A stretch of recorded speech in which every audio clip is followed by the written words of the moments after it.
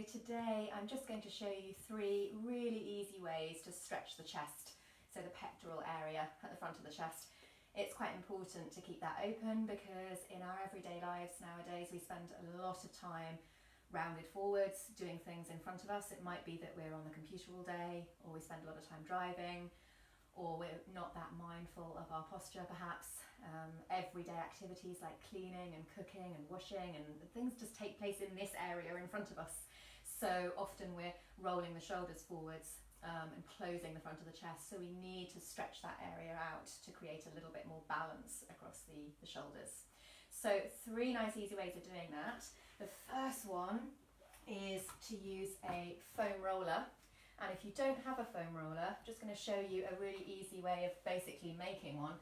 I've just got 2 giant bath towels and all I'm doing is just rolling them up so that I get the thickness of both bath towels. And ta-da, there's my makeshift foam roller. So you can use that as an alternative if you don't have a foam roller at home. I'll chuck that out of the way and use the roller for myself. So what we're doing with the roller is just sitting on one end and rolling ourselves down so that the head is on one end and the tail is on the other end. The whole body is supported by that roller. And then all we need to do is relax. Super simple. So the wonderful thing about these 3 stretches is that the effect of gravity creates the stretch. You don't have to do anything.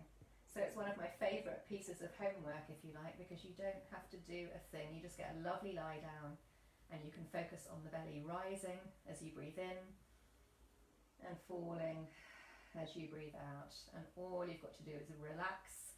It may well be that it's a better stretch for you if your arms are higher, so you can take them all the way back behind you to this position, or you can take them out to the sides here, still back behind you a little. So whatever is most comfortable. Doesn't matter whether the arms are on the floor or off the floor, so just finding whatever position is most comfortable, or indeed moving through those positions. So it should be a nice easy way of just opening out the front of the chest and allowing that stretch to happen.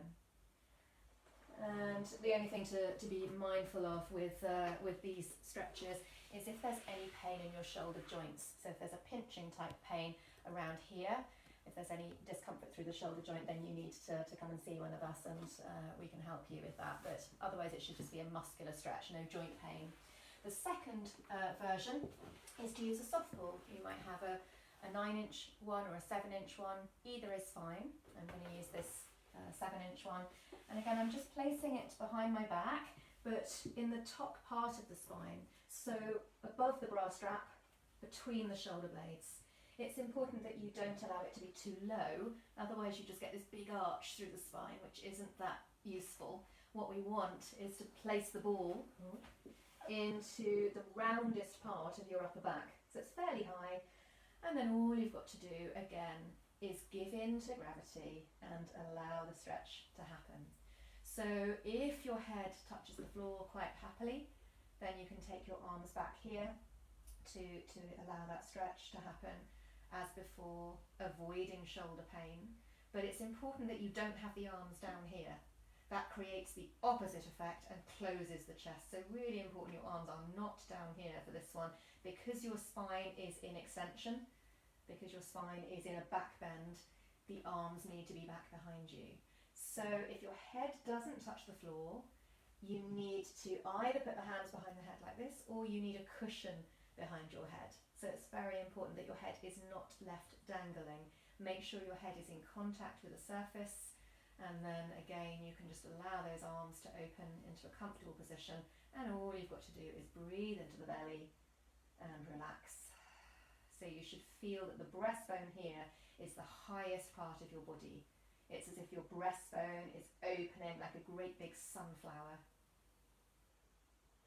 And then the third lovely stretch for the chest is known as an open book. So you just lie down onto one side with your knees and hips at 90 degrees, so folding the legs in.